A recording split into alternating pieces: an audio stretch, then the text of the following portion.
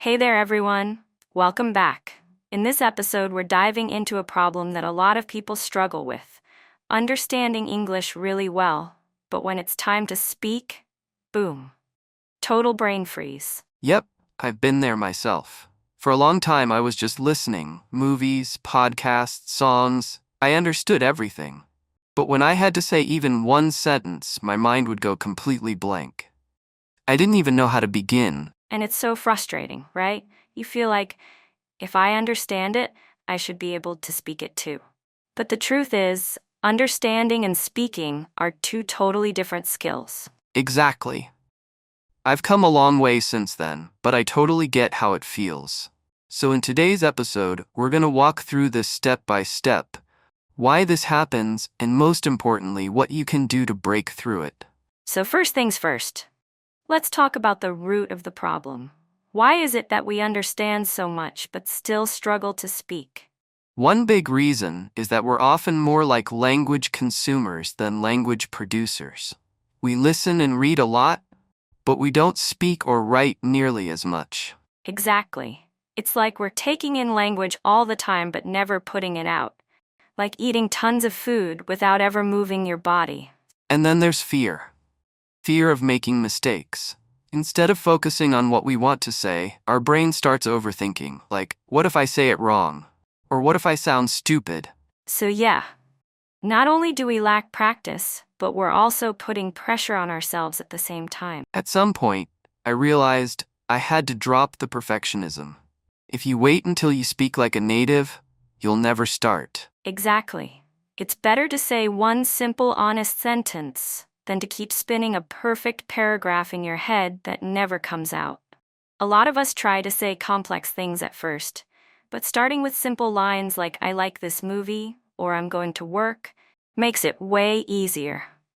That's how I built confidence.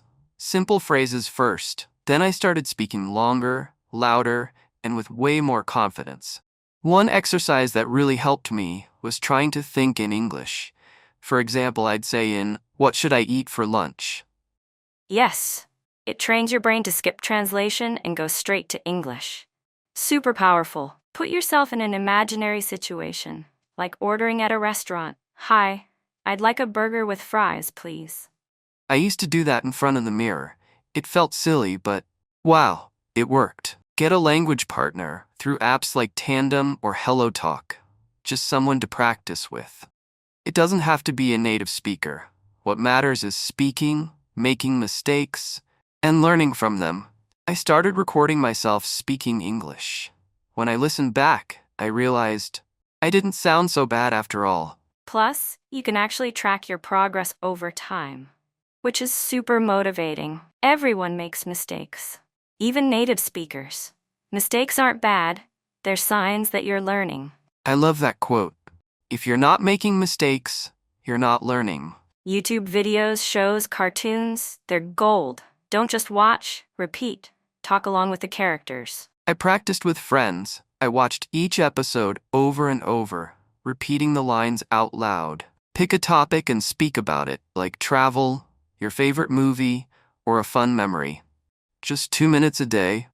It helps grow your vocabulary, and you get to practice lots of different sentence structures. I changed the language on my phone to English, and when I cook, I say things like, now I'm chopping the onion. Those little habits make English feel like part of your life, not just a subject you study. If you found this part helpful, I'd really appreciate your support with a quick subscribe. Now let's get back to the rest of the podcast together. Hey Amir, have you heard of something called shadowing? Yeah, it's when you repeat after the speaker, like a shadow. You match their voice, tone, and rhythm. Exactly. It helped me sound more natural and really improved my fluency and accent. Speaking isn't just about words. Body language plays a huge role. When you use your hands or facial expressions, your brain actually communicates better. It's like your whole body joins the conversation. It feels more real and alive. Sometimes just reading something simple out loud is an amazing exercise. Especially if it's short. You can really focus on pronunciation and intonation. Instead of memorizing single words, I started learning phrases or chunks, like, can I get, or would you mind if? That's how native speakers think. It helps you speak faster and more naturally. When listening to a podcast or watching a video, pause after each question or line and answer it yourself. Like if someone says, "How was your weekend?" I'll say it was great. I went hiking. I used to copy a character from Friends, tried to talk like them. That's so cool. It's like conscious imitation makes your speaking more lively and real. Set a timer, say for 2 minutes, and speak non-stop about one topic. This forces your brain to keep going. No overthinking. Make up questions for yourself. Like, what do you usually eat for breakfast? Then answer it. Great way to simulate real conversations. Gets your brain into dialogue mode. Grab a notebook. Every night, write 2-3 sentences about your day. Then read it out loud. Double benefit. Writing plus speaking. 2 skills, 1 routine. Make a challenge. 1 topic, 1 recording, 1 mini video per day for 30 days. You could vlog with your phone. Even if no one watches, you're still practicing. Watch a series with English subtitles.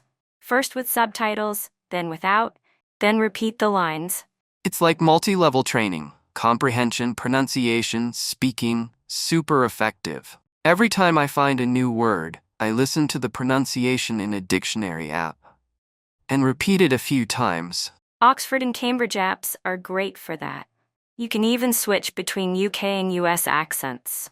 Create a scenario with a friend, like airport check-in, restaurant order, or a work meeting, and role-play it. It's fun and practical, feels like real-life English. Once a week I record myself speaking. After a month I go back and listen. When you hear your own progress, it boosts your motivation like crazy. Write down your mistakes, like if you said he go to school, and later realized it's he goes. I had a notebook just for my beautiful mistakes. It made me laugh and learn at the same time. So do you listen to music in English? All the time, I love it. Then here's a great way to practice. Pick a song you like, pull up the lyrics, and sing along, even with the emotion. I used to sing along with Adele. It felt like a vocal workout. In English, one of the most fun ways I've practiced speaking? Storytelling. Sometimes I retell a childhood memory. Other times I just make up something. Exactly.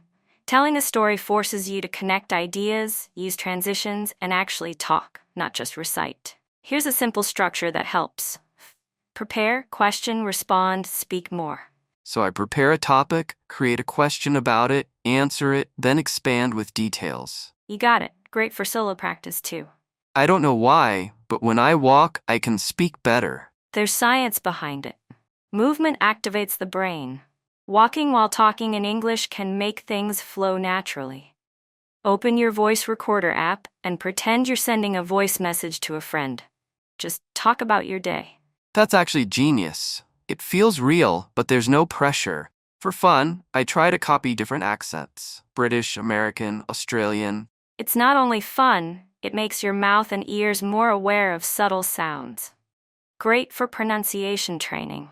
Idioms add flavor. Instead of saying I'm tired, say I'm beat. Instead of I like it, say it's my cup of tea. Yeah. Native speakers use them all the time. It makes you sound way more natural. Sometimes I challenge myself to talk for 1 full minute. No pause, no hesitation on any topic. It's like high-intensity training for your brain. It really forces you to think and speak quickly. Be honest, have you ever dreamed in English? Once or twice, and only after lots of English immersion that day. That's a huge sign. It means English is becoming part of your inner world. Honestly, teaching others helped me speak better. Like explaining a grammar rule I just learned. Teaching is next-level practice. When you explain something, it clicks more deeply in your own brain. That's 35 real, tested, fun ways to unlock your English speaking. No magic, just consistent practice. Speaking isn't just about words. It's about using them in your real life, your thoughts, your stories. And remember, you don't need to be perfect. You just need to keep showing up. Thanks for tuning in. Share this with a friend who's stuck in. I understand, but I can't speak. We've all been there.